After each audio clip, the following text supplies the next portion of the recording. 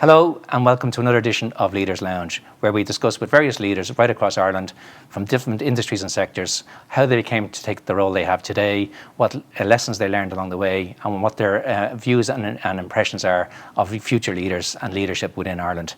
Today I've got the great privilege of Mr. Paul Reid from the HSE, which has been a turbulent last 18 months, Paul, but we'll get to that at the end, but really I'm more interested at the start to go right back, if you can remember, all the way back as a 16-year-old in school, making the decision to leave after your intercert. And for those that don't know what the intercert is, the junior cert has been the subsequent replacement.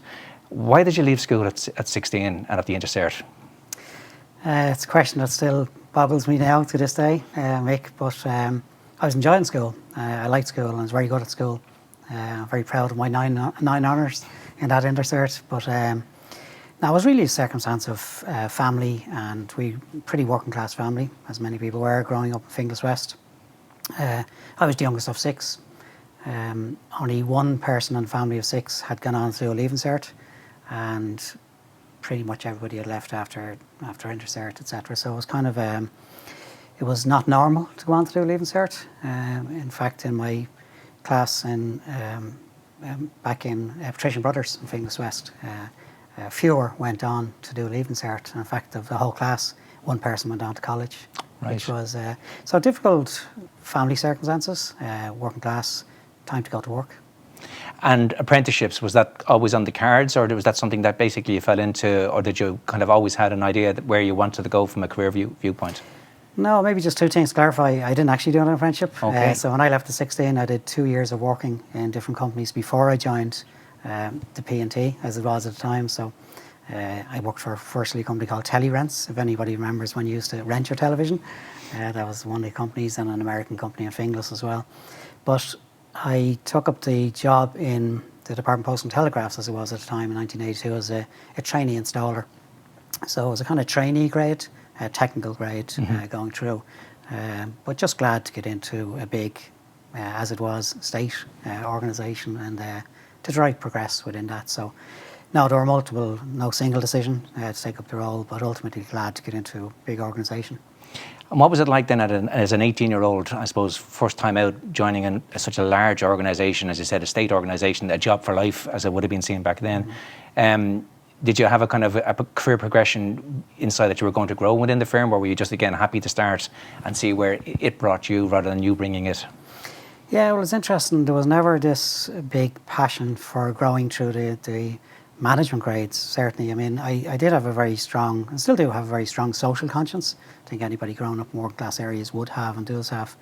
So I had a very strong social conscience. So, you know, I was pretty active within politics. I was a member of the Workers' Party at the time in Finglas, supported Proinsias de Rossa in many elections, etc. So I had a good social conscience, good trade union background. So I was very active at a very early stage within the trade union movement, and I suppose that was probably where my leaning was, on the trade union side, not specifically with a lens into management straight away anyway. You nearly stood for an election? Yeah, very nearly, and then I bottled it. I did get a nomination to run in, as it was, Fingal.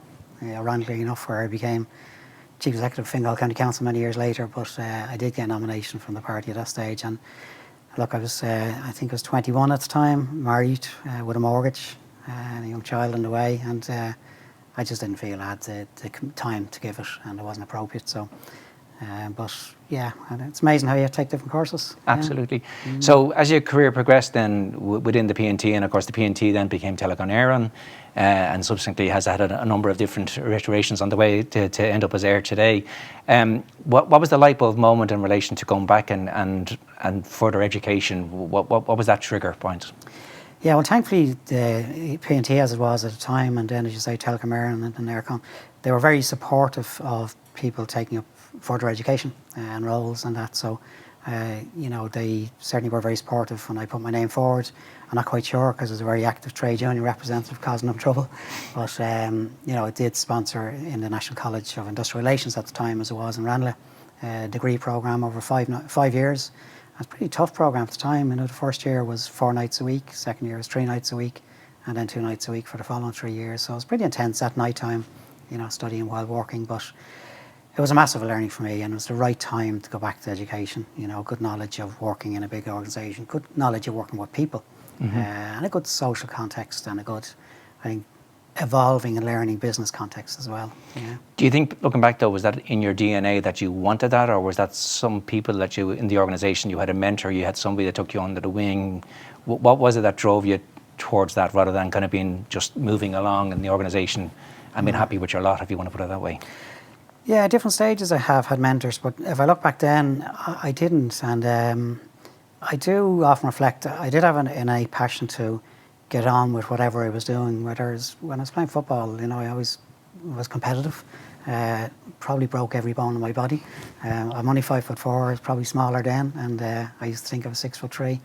But I always had that innate passion to get further, whatever I was doing. So, even when I was active in the trade union movement, I wanted to be on the union committee, I wanted to be on the national executive, I wanted to be a full-time trade union official. And I did each of those, so... and then when it came to management, yes, I had that innate passion to be at your best. I just felt I always had more in me. I just felt there was more there, and every time I stretched myself further, I felt there was more again. So I was trying to meet that need. And do you think we do enough in I suppose, in society in Ireland and in different institutions to nurture talent that maybe didn't have the breaks that some other people can come in from college and come in straight at a higher level, that we don't see that, or we don't allow that to happen, or is that something that maybe we have got better at over the years? Yeah, I think it's got a lot better. I think access to college, access to education, further education is hugely improved. But there are still areas of high social deprivation. Even though the access channels might be available, there are many barriers, which it just makes it difficult. So, there are a lot of third level colleges do access programs, etc. now. So things have improved. But I think we really need to get further into some of the society barriers that are there for people, that break it down in terms of those access.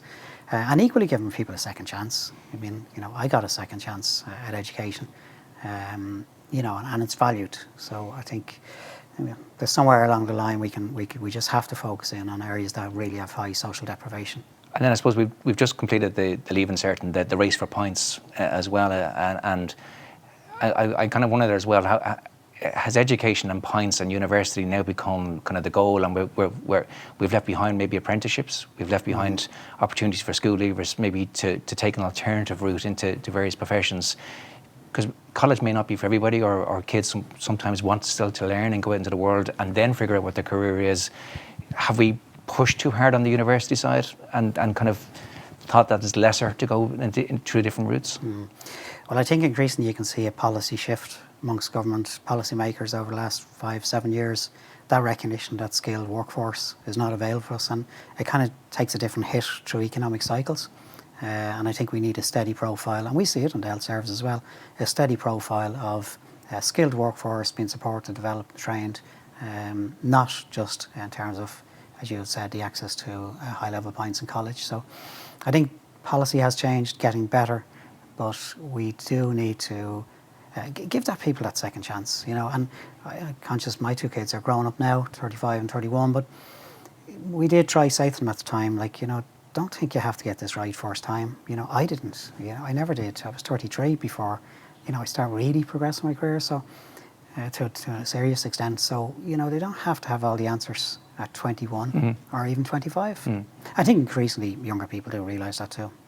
Yeah, and I suppose even the advantage I suppose younger people have now today, things like two old people talking, but the younger kids today, they can change careers and they can realise maybe they thought economics or accountancy was the profession, and they can switch into medicine which I suppose is a great luxury to have, that you can realise maybe what I thought I wanted at 21, 22 is not really what I want, and they have got the luxury to be able to swap around nowadays, which is something we didn't have maybe. Yeah, and I think so. And I think, the one learning for me in my career has been, our encouragement I would give to younger people is just, always value those social skills as well, or the social learnings, what it does for you, because it's not necessarily being the best at your profession or your study. It doesn't define you, and if it does define you, you're on a tricky road. If you're defined by your career, or defined by your role, or defined by who you report to, or defined by what organisation you're in, there's more to it than that, a lot more.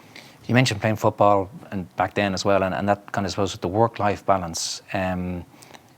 How do you think you have to manage that again? Is that something you have to spend time to actually do a work-life balance, or do you do your work and then you try and find time for the balance side, or how do you manage that?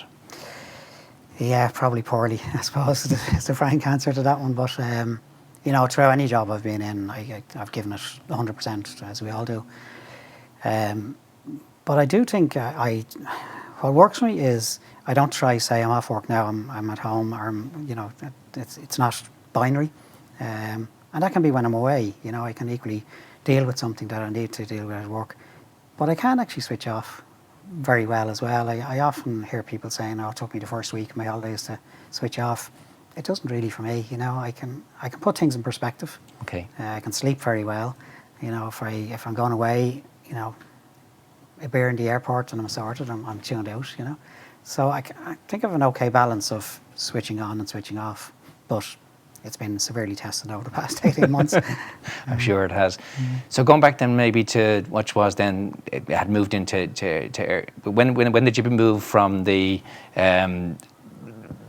onto the management side of was it from Telecom Air, or had it moved to Aircom at that stage? Yeah, I think if you take a look, brief history of Aircom, when it was P&T, then it became Telecom Air and became a strategic alliance, and then it became literally an IPO, and then venture capitalist, that's in summary terms. But from my perspective, I was very active in the trade union. I joined Aircom 82, very active in the trade union on the national executive, became a full-time official for a long time in 89 to 92. So probably at that stage then made a jump into management. And were you poached, or did you look for it? No, I just applied. At that time, I felt I had a reasonable respect around the organisation. I was representing trade unions, but I equally had good relationships with management and trade unions as well. And I just felt again that piece of what next for me, and I have more to give, and just felt time to go into the management side. And what was the first role then on the management side? Actually, my first role actually was on within the engineering side. I became, at the time, it was generally you got promoted through your grade, and then it was first open competition for team leaders over technical teams, and I was the youngest to be appointed in that first open competition. And I ended up managing a team of people who I'd worked with for the past 8 or 10 years. So that was quite interesting at the time. Is that where the broken legs came from with football afterwards? Yeah, maybe some challenges there as well. But that was a good challenge for me at the time. And I always remember, and still to this day, I value the first manager that I had within Aircom, and only recently passed away, but just you still think about his styles, still value a lot of it. So good learning even then, but then took his role. And is that kind of management style that you picked up, you see what and I think that's what we all do, but we see what we like in somebody, and then we take a little bit of that and we see something else, and then you create your own management style, or you hope you do anyway. Well, yeah, I often think about that. Look, you certainly, what you like and what you don't like in leaders, and we've all experienced, the good and the bad and the ugly, and I'm sure people have from me as well. But I don't think you fundamentally change your own core value system. I think that rides through a lot. Yeah. And if your core values are a bit barmy, it'll probably come out in your management style. So I think it's a bit about, I think you do have to, I've had to practice hard and learn hard in management and start later. So you're a good leader. What do you think makes a good leader? Well, again, I can answer from my own experience, which has been, I think somebody who can, it's a real simple term, but mix it.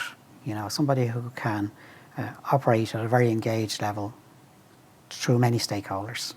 So operating at it, whether it's at people who work on the front line, in my case, or knowing your network, knowing your stakeholders, and building that big stakeholder network is something that I always watched in leaders. And it's interesting. David Begg was previously General Secretary of the Communications Workers Union, and I worked very closely with him. He's now Chairman of the Mater Hospital and Group, and he was someone I watched in the early days. He was leader of the trade union movement, really went down to annual conferences and could mix with everybody, but operated at a very strategic level when he needed to be, and very impressive. So I think I valued that piece of being able to be strategic, managing your network, and being able to identify with what makes a difference in an organisation. And then the converse of that, bad leadership. I'm sure you've seen some of that over your career. Yeah, and there's many times I've experienced it, which is, the one thing I don't like is kind of, dismissing people. Or you often see new managers coming in and say, "Oh, this is terrible and shocking," and dismiss what an organisation has committed to for a long time. And a lot of people carry what was important for them, or their leaders felt were important. And I've often seen in my career where people come into a role, "This is shocking, this is terrible," and people get hurt by that as well. And if it is your view that it is shocking and terrible, there's a way about changing it. There's a way about bringing people along with your vision.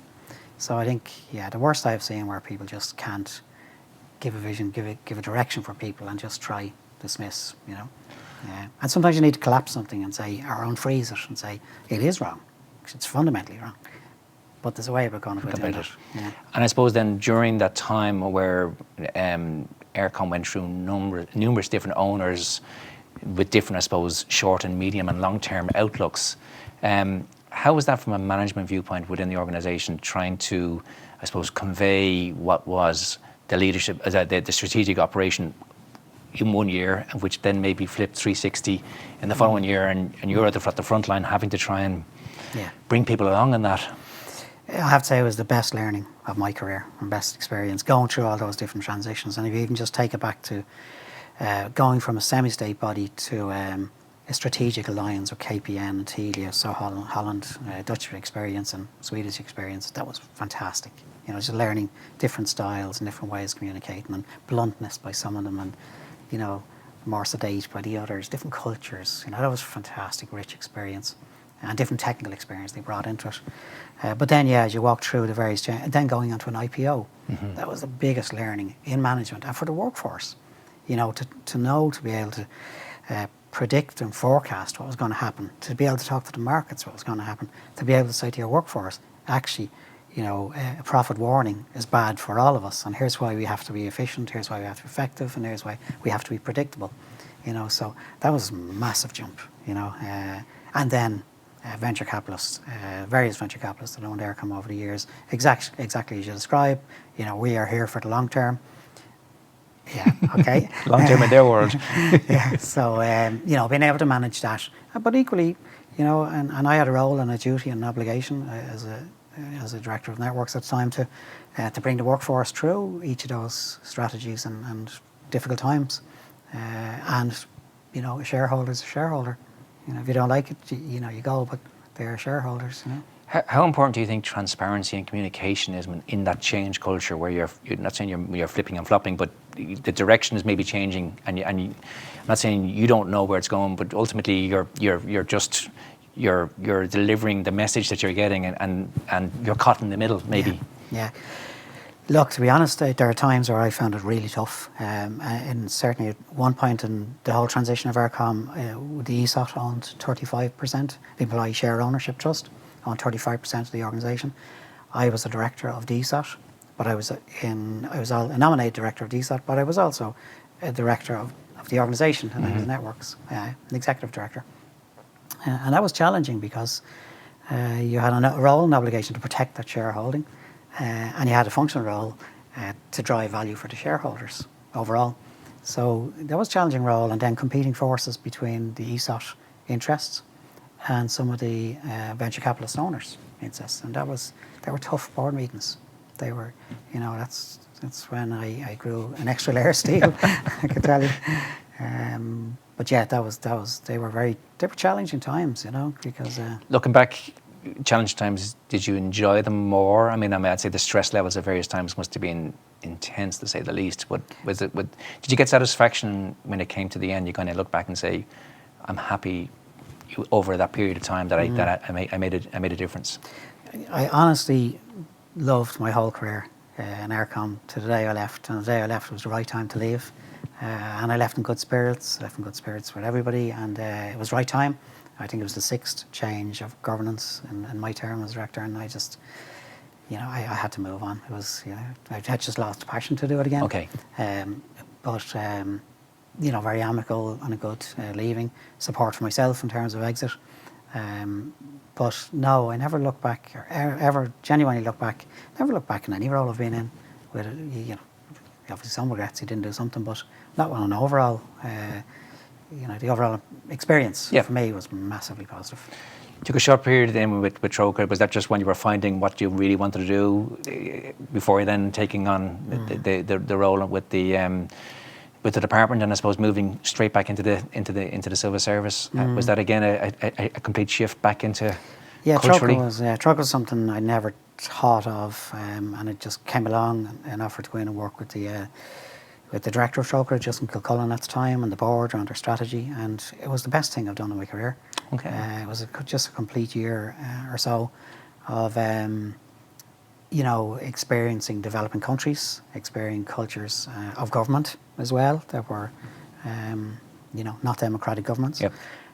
But most importantly, just experiencing the pure poverty that exists in the world, the inequity that exists, and I still see it in healthcare all over the world now. But that was probably the best thing, because again, it certainly recalibrated my base value system, because when you see people who have nothing and they want to give you something, I travelled all over Africa, Southeast Asia, and many countries, and that really grounded you about what might be important and what you value.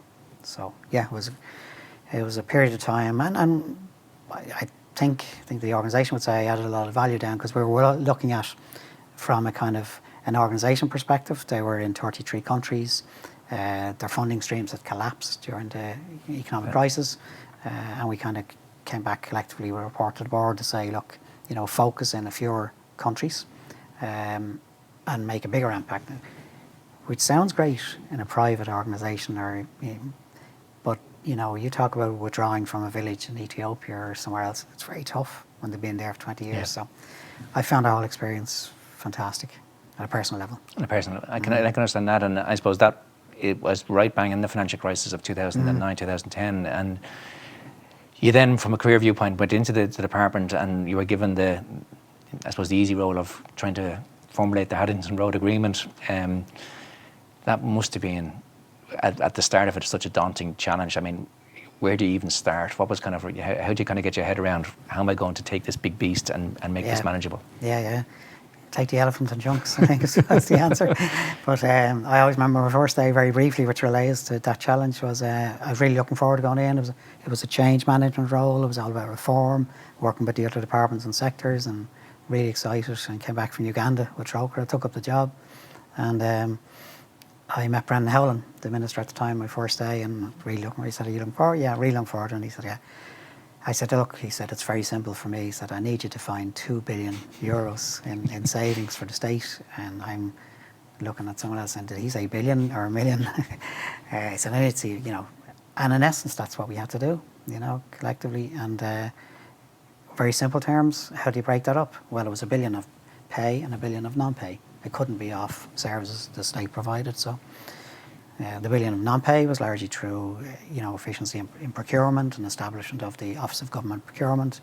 I recruited Paul Quinn at the time, come in, and so that was kind of track that was kind of some low-hanging fruit. We knew we could make money savings on, and then a more difficult one was €1 billion saving on the pay belt, which was very challenging. Took about a couple of false dawns where we had agreements, we didn't have agreements, but in essence, it was 6 months of negotiations. It was endless weekends of discussions with 26 trade unions. And in those negotiations, I mean, negotiations are always, at the end of the day, you're trying to find compromise, and you're trying to find the middle ground where people will move from their positions at the start. But back then, I mean, nobody wanted to give up anything, which is again, the financial crisis. But how did the carrot and stick have to work in those negotiations? Yeah, there's many interesting pieces on that. In simple terms, firstly, I think the trade union leadership during that period deserve massive credit, because they got it,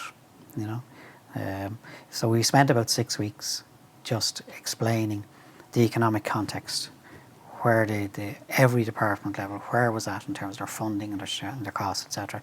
And I always remember the media reporters outside, "Well, what happened today?" And we said, "No, we're still explaining. And I think they gave up sitting outside but we did spend that 6 weeks of bringing everybody through the real challenge. So that was the first bit of and then, because it was the only pay agreement in the history where it meant reduction in pay, So then, following that, there was as I say, for government, there were difficult choices. If the government didn't get agreement, they would have to legislate. And I guess that's not anything that wouldn't have been beneficial for the trade unions, and that wouldn't have been beneficial, for government too. But it was an option that would have to be executed if they didn't get agreement. So that was the kind of the stick that we didn't use too often, but it was a very real issue, and the trade unions understood that. And in fairness to trade unions, the compromise space was, protect the headcount, protect the staffing levels. So no compulsory redundancies. Get efficiency into the public service that was longer term and sustainable and could be costed. But there had to be pay reductions as well, and they had to take the highest impact at the highest levels. So we protected, and through the compromise you say, anybody below a certain threshold, certainly below 60,000 and 37,000 were protected at different levels, and then anybody above that took a higher impact, which was right at the time. Didn't make me the most popular public servant in the world, but it had to be as part of the mandate. It was a great achievement because, at a time it was probably one of the foundations of getting and helping the state get back from its knees upwards and being able to move forward. Because without those kind of agreements and what had kind of, I suppose, reflected in the private sector when people were losing a significant amount of jobs, it was the start of, I suppose, Ireland coming out the far side. And I don't think it would have happened probably as quickly without that agreement. Yeah, I think so. I think it was a signal, and it was certainly a signal to the Troika at the time that we were serious, and a signal to the markets as well that we were serious, and that was important for Ireland, was important for government at the time. So yeah, I think it was not just as much a signal, but it was an important signal and a turning point, which, to be frank, I didn't really realise at the time because you're in the middle of it. But I remember being invited to the OECD to present on the approach we took around our economic crisis, but particularly around pay bill. And there was any amount of countries just really questioning us on the day, their desire for, and quite astounded by what had been achieved, So yeah, I think internationally with Troika, and then Kenny was Taoiseach at the time, and he recognised it, and Brendan Howell recognised it, turning point. So that, I suppose, was their last time as not the CEO, because you left there and you became the CEO. So I suppose starting point being the CEO of Fingal County Council. What do you think is the difference between being a COO or any of the other previous roles you have, and now all of a sudden you are at the top? What changed for you, or what was the difference you saw as a role? Yeah, really good question. Certainly in the CEO of Fingal County Council, and I knew this going in, they were a very innovative and well-respected local authority. So again, I was going in to nurture something and value and make the organisation feel really valued. So the big couple of differences were, first of all, 40 councillors is a very big political team to work with and manage. So the big difference that I felt going in, that I'm really going to have to manage my time between the big stakeholders that are really going to be important to shift this thing forward, which would be our elected members in council, and make sure that they're valued. They are the political representatives, government in terms of funding. So an early realisation, I think, probably once I get into it, I'm just not going to be able to manage the organisation. I have to manage the stakeholders. So I wouldn't say I knew it straight in, I ticked the box, but very quickly that learning of, as CEO, it's a lot about the whole network and the whole ecosystem that you have to manage, as well as the organisation, but you really just have to hand the reins and trust a lot more. And within that role, I think governance would have been hugely on your agenda as well, in setting up a board of directors effectively for Fingal. Again, was that something you were pushing an open door, or had you to convince people of the merits of having that kind of wider accountability and structures that are there? Yeah, it is, and it's something I've carried with me throughout my career. I can't pinpoint where I picked it up, but certainly in Aircom and venture capitalists and Sarbanes-Oxley and all those things, governance and risk, is something I put a lot of focus on. So in Fingal, just the exposure for being a big publicly funded body. Our internal audit function was weaker at the time. I felt we had to strengthen it. We had to get the whole issue around risk and governance and decision making, stronger. And certainly then working with the elected members, that they understood risk and risk management, and even in terms of how they might engage with the executive on certain things, because it is in legislation. Devolved or delegated authorities are important. So where councillors can go, where they can't go, where the executive should go or shouldn't go. And that was something I wanted to put a lot of attention into, and good governance, as you describe it. Was it an open door though, or did you have to convince people that what has worked for the previous? Well, I know Fingal had been around for 20 years, probably at that stage. Yeah, but was it something that people were willing to accept, or did they kind of resist the change again? Yeah. In my experience, I don't think anybody runs with open arms to governance and risk discussions. I think you really have to. I have found where it works best is when it's kind of integrated with what you're doing or what you're trying to achieve or what your strategy is and what are the risks to achieving it. If it's something over here on the side, and that's what we spent a lot of time in Fingal doing. Like, what's our corporate plan? What's our development plan? What are we trying to achieve? What are the risks now? Which do each of us carry along this journey? So I think trying to make it integrated, make it as a not a completely seamless process, but integrated, and so yes, there was this a lot of resistance, and I've had to do the same in health service as well to a large extent. In your role, kind of putting it in a box, are you a delegator or are you a controller? Yeah, that's something I have to watch. I think at different times, at different, I suppose, pressure levels or different stress levels, we can all default, and I certainly can default to time to get in now here. And during the pandemic, I know I'm jumping, but you have to watch that during the time. I do feel, different points of your leadership development. I do feel I've got a lot better over the last 10 years of building teams around me, recruiting people who are a good mix of differences within a team. And I'm a big Myers Briggs fan, and I like to encourage different people working around me and challenging me. And so I think I've got better at that piece of trying to get a good team around me and trusting them and letting them go on. And I think that worked well for us in Fingal. We got a good team, and there was different people leaving and retiring, people coming in. But certainly, get back to your question, I find at times I have to watch myself. Pressure's on, I can jump, Yeah. No, I think we're all guilty of that at times, and it is something you have to. Yeah. You kind of I think when you get there, sometimes you realise, I've gone too far, and you have to then pull yourself back out if you're going to get the best from your team. Yeah. That's to give them the breath to be able to grow as well. And we all know it from working with other leaders. You don't really want someone crawling all over you or second guessing or correcting your homework. It's the worst experience. Yeah. So, having come from central government to local government, did you find it kind of more of the same or a different, completely operators model that when you go from that kind of concept? No, there's one absolute difference that struck me, and still to this day does. And if you're working in government departments, their role is policy development, advising the minister, and there are actually quite good civil servants about evaluating policy, formulating options, making recommendations, taking policy direction from government and putting that into a policy plan. I'm really good at that. Less good of how would you implement this policy, or how should you engage with the people or the agencies that have to implement the policy. So you come out with something that's much better at the other end. So good at policy development, but weaker at the implementation or how it might be, and then it's handed over.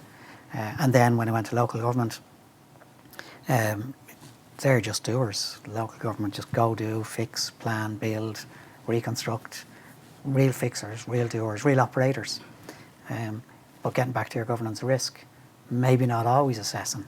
Actually, did we really evaluate all the right options, criteria? Did we assess the risks? Did we consider various policy options? Well, they weren't responsible for policy per se, but did we assess the right approach to this, issue or problem we're trying to solve? And much weaker at that, So I found there was a massive, and if you get two of those right together, you really have cracked it.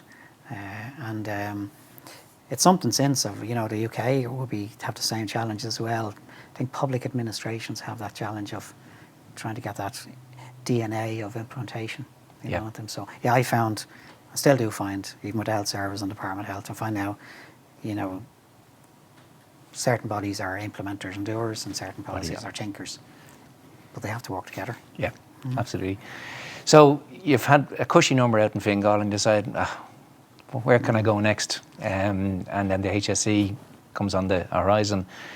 Were you mad to take it on? In the sense of not even talking about the pandemic. I mean, the HSE has been, many a person has gone in with the greatest intentions, and it's a beast. Yeah. It's interesting. I've always said when I was announced or took up the role, people always came to me and say, "Congratulations, are you mad?" And that was the most consistent thing everyone said. Didn't apply the first time it came up, actually. And I was mulling at home in terms of, I was just about to go into a second term of our council in Fingal, so I'd done 5 years. The council was about to be re-elected and another 5 years, and I was thinking hard about that. Would I do a second term or would I do something different? And I felt just where I'm at in my career, probably time to be thinking about something different next.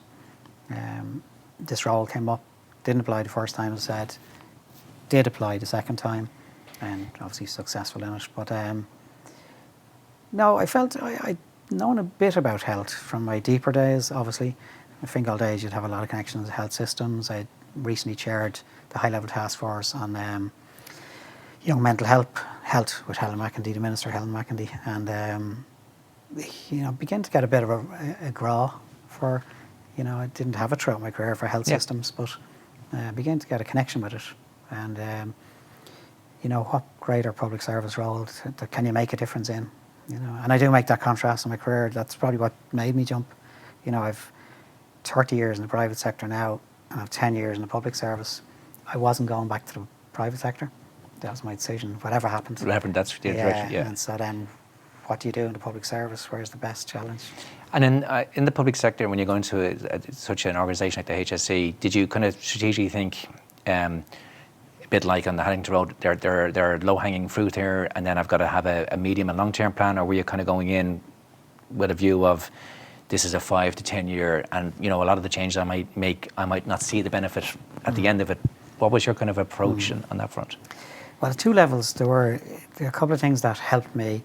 One was there was a new board just after being appointed to the HSE. The HSE didn't have a board, it had the directorate, which in fairness to everybody who's working in there, it just isn't a good governance structure. You're making decisions, you're approving them yourself, and there's nowhere else. So a board was the right thing for the HSE. So I was lucky, a new board being appointed, a new chairman who's huge expertise in health systems. So that was very beneficial. Second beneficial was there was a political roadmap agenda, which is high on the agenda again, it's launch care.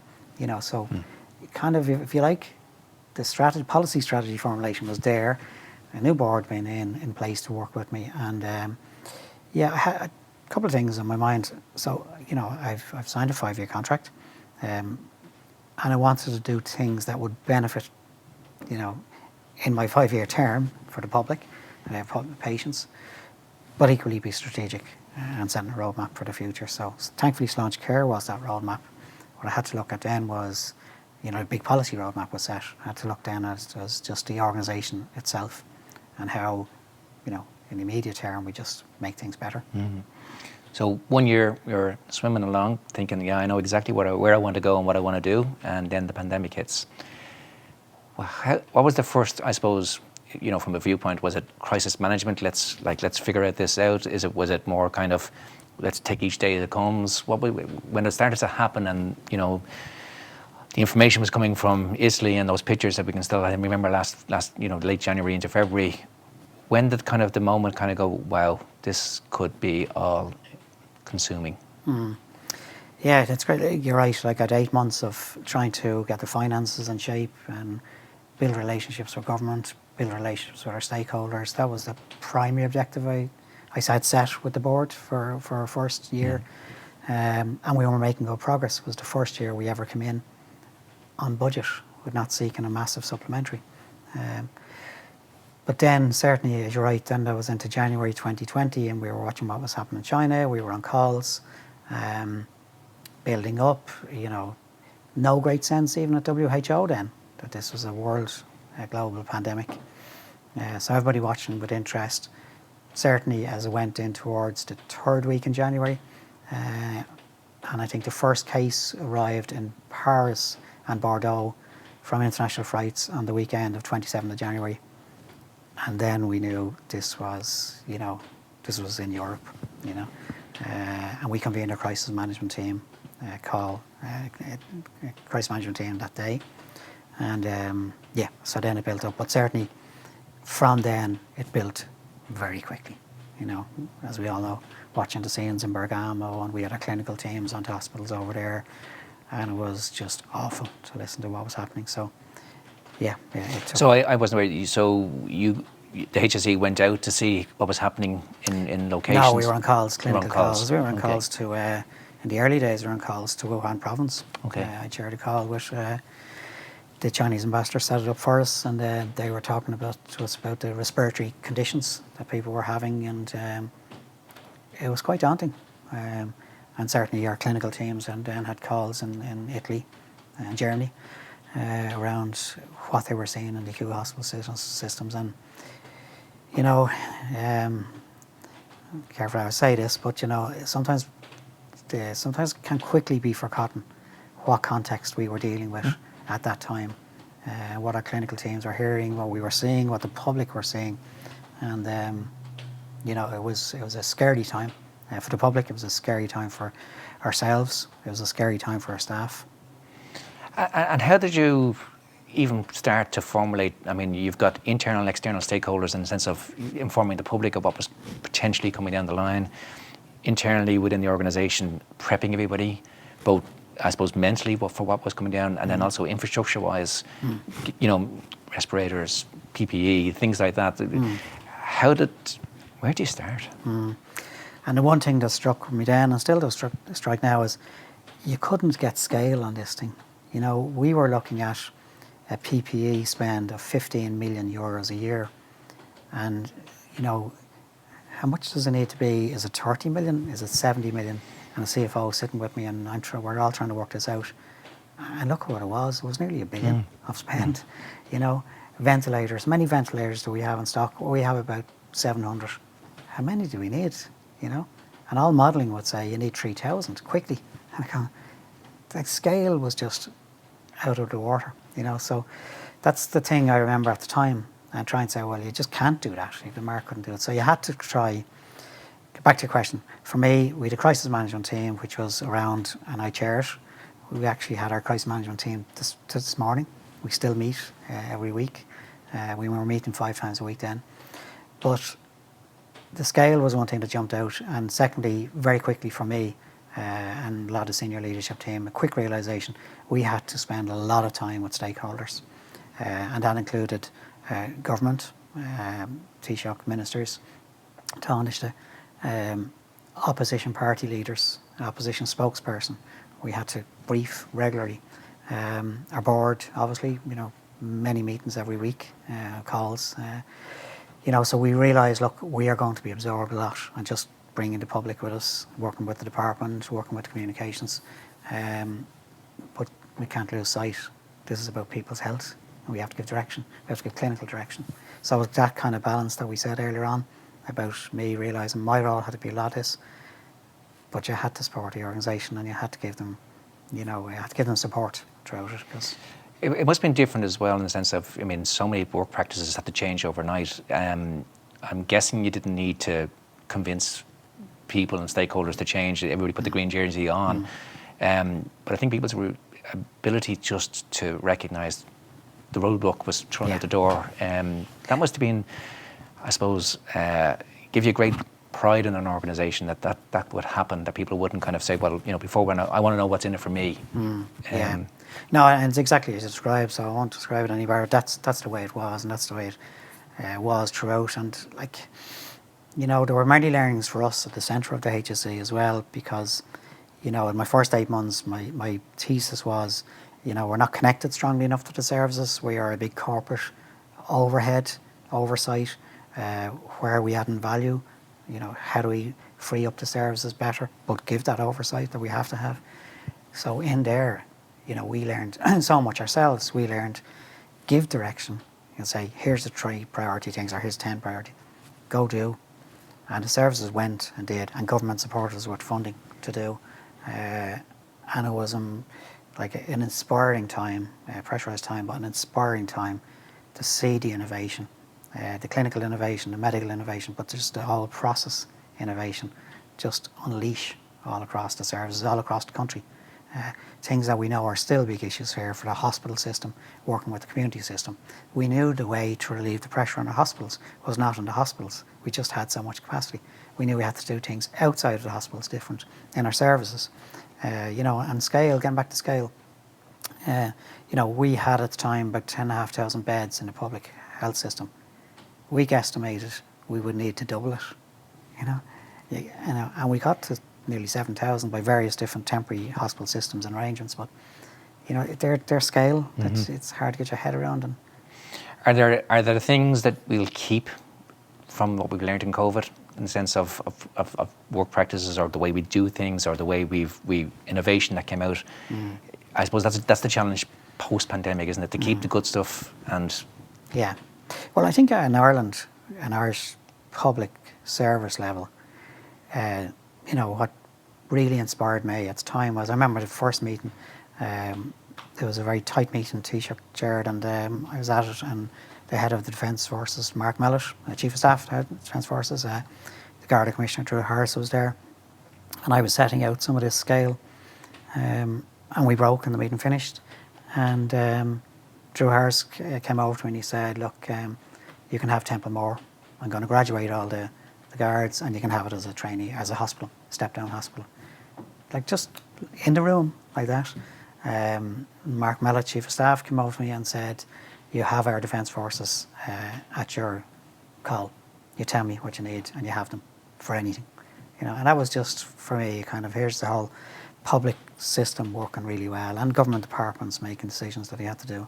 So I think the one thing that worked was the public service at its best, at a wider level. Lots I can share with you about the health system, but I think that's something we've often said, we have to keep that going somehow. And then on a more as practical, I mean, the world of communications with our teams and working remotely and working from less on, because so many of the HSE would have been frontline, but I'm sure there was back office people have worked remotely. Do you think that's where we're going to keep the day of the Zoom call, or are we going to get back back into the room again? What's your own view on where we're going on this? Well, 2 things, and then look forward. Like, first of all, looking backwards, that was a tough time for us as well, because like frontline workers, it's obvious, they had to be where they were, and they put themselves on the line, and they did the country proud. But there were a lot of administrative workers that we needed in the system. We needed around us, because you had to be understanding the context. You had to be acting and galvanising teams with you.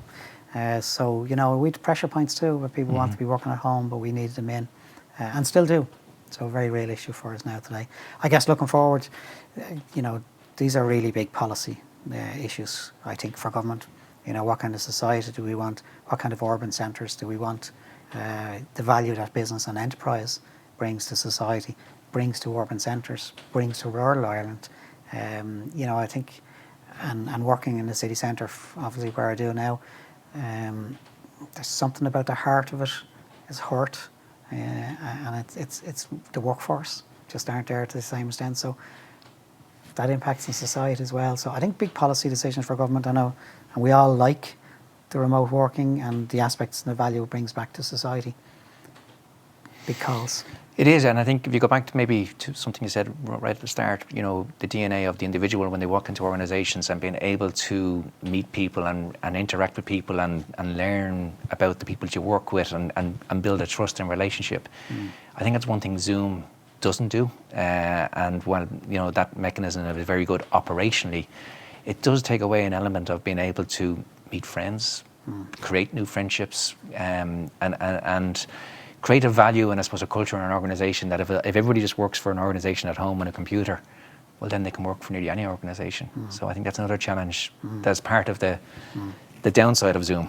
It's been great, but it's not the... And look, organisations are living beings. You know, they have a culture, they have a way of working.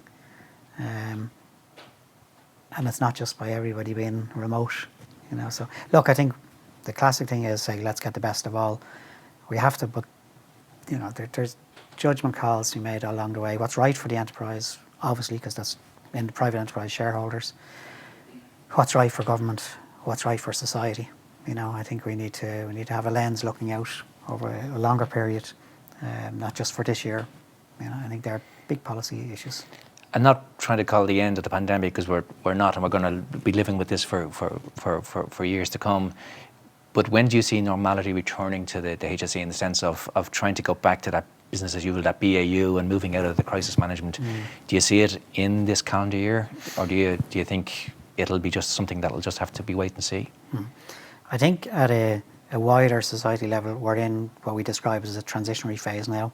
So it is about getting many of the aspects of society and enterprise and our health service back to, you know, addressing the challenge that they have, and that's the phase we're in right now. For the health system, we have to, I've been saying this to my own team, we actually have to still manage with COVID, because a COVID patient and COVID wards still have to be managed in a very different way. Our hospital system has to continue to provide the services with COVID, and that means dual pathways. It means very different ways when you go into a hospital now of protecting people who go in. So we're going to have to get on with that. That's what we have to do. At a more macro society enterprise level, we need to, we do have to share. I've said this throughout COVID. I think I've been open and said, you know, lockdowns, restrictions were required, and they're calls government, but they do hurt society, they do hurt the economy, and we've seen they've hurt the health service, you know, about delayed care we're seeing coming through, mental health issues that we're seeing, young mental health, and mental health for all ages. Big challenges for the health system that we want to get back to, you know. So we're in that transitionary phase. For us, we have to manage with both COVID and non-COVID. And do you think, you know, those issues and I suppose because we had to prioritise the COVID crisis and not say push everything to one side, but make that secondary because of the crisis that's coming at us, do we deal with the backlog as business as usual, or do we have to nearly have a crisis system to deal with the backlog that's been created? Yeah, I think we're going to have an approach which has a very dedicated, targeted focus on the impacts of what's happened to us on the delayed care and the increased waiting lists, and at the same time get on with reforming in a sustainable way how people experience their healthcare. It's a simple thing to say the pathways, but how you're routed through the health system, how we could do that differently. Because we do have a health system that the primary focus is through the emergency department of the hospital. It all has to shift now very differently. Emergency departments are what they're for, but you know, we have to strengthen our GP capacity and invest in GPs. We have to strengthen our primary cares. We have to move more care, which we did during COVID, out of the hospital system and in the community, you know, and then invest in a very targeted way in those waiting lists. So it's going to be a combination of both what we're going to do. So that would leave you 2 more years on left on your existing contract. Do you feel you haven't really started yet? No, I don't actually know, because to be honest, I know public may not see this, but I think the reforms that we drove during COVID, and use your analogy, it was a crisis and all that, you know, we took them off PowerPoint, we took them off spreadsheets, we just did them, you know, and they were the right reforms, and the reforms that might have taken another 2 to 3 years. So I'm satisfied that I wouldn't say took the opportunity, but we had to put in place more reform in that 18-month period than we might still be talking about. So no, I'm satisfied where we're at a leadership level, where I'm at right now with the organisation, but equally a massive lens forward to what's right strategically for the next few years too, you know. So outside of the HSE interests, I believe you're a long-suffering Leeds United supporter. Yeah, I got Sky Sports back in last year after 16 years of getting rid of it when Leeds were relegated. So I got it back in again, and struggling this year a bit, but Yeah, no, I became actually very friendly with Johnny Giles, just through contacts, and he's an amazing man. Yes. He was one of my idols, and very happy to, have experienced him kind of as a friend actually over the last few years, and he's done pieces of work with us over and different things. And a man very much of social conscious. Oh, very much so. Of knowing what needs to happen at at grassroots level. Yeah, and a great intellect as well. He's this really sharp mind, and he tells a great story, which if you haven't heard, I'm sure it's in his book. He tells it as well of growing up in Ormond Flats, not too far from here, Ormond Square, and the council had put a plaque up to commemorate what he did for him. It's a beautiful plaque, and he was there for the photograph of his daughter. John Giles played his football here, and he said he went back a few years later to show his grandchild or something, and there was another plaque beside it from the management company saying "No ball sports here." Just and he got a great laugh out of himself. Okay, well on that note, Paul, thank you very much for your time and for your insights. Thanks, really Mick. appreciate it. Thank you.